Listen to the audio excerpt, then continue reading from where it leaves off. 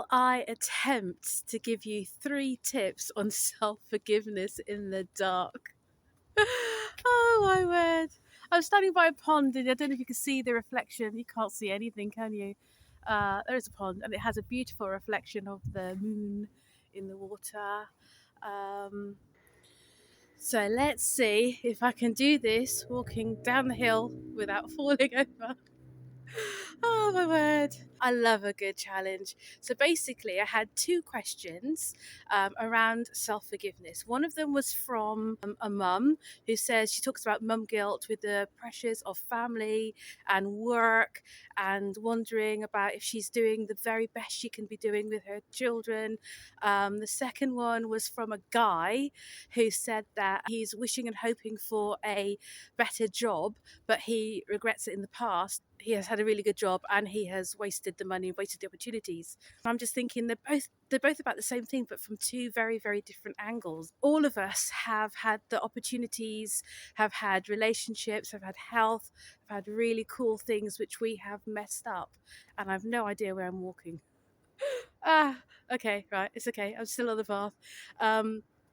We all make mistakes. We all get the opportunities to try new things, attempt new things, see how they work, see what happens, see if it suits us.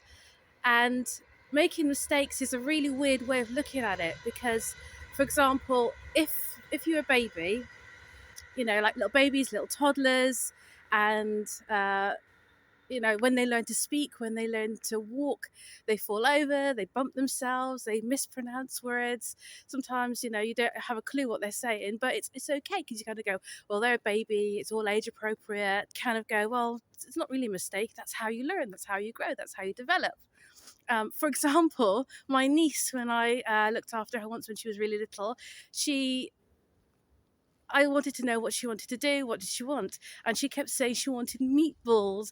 And I was like, oh, okay, I can make meatballs. Let's have meatballs. Do you want meatballs and pasta? And she was like, no, meatballs, Auntie Esther, meatballs. And I was like, oh, hang on. Oh my God. Sorry, nearly fell in a hole. So yeah, and I was like, I made the meatballs. She was so unhappy. And I was like, oh my word. So I did make it up for her because we did actually play and have lots of fun. But when my sister came back, I said, what was she going on about? I'd made the meatballs and she didn't like it. And my sister said, no, meatballs is soft play. And I was like, oh no, that's what she was on about. That's why she was so upset. She didn't want meatballs. She got the balls bit right, but anyway.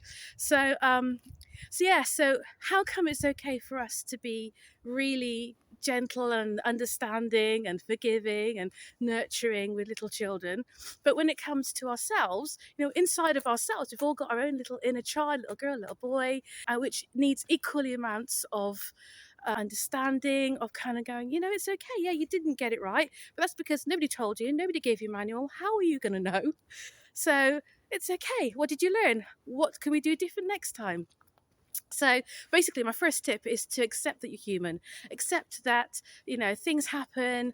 And I'd like to say age appropriate because at all age, we have that little inner child with us. Tip 2. Oh my God, people must think I'm weird wandering around in the dark. Tip 2.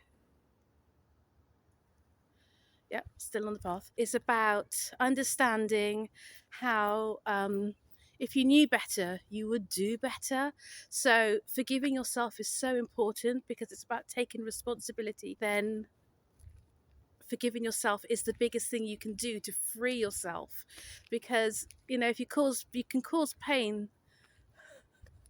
I don't know where I'm walking to.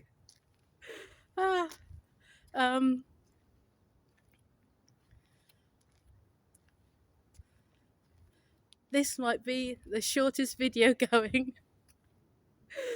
Okay, so tip 3. What is tip 3? Oh yeah.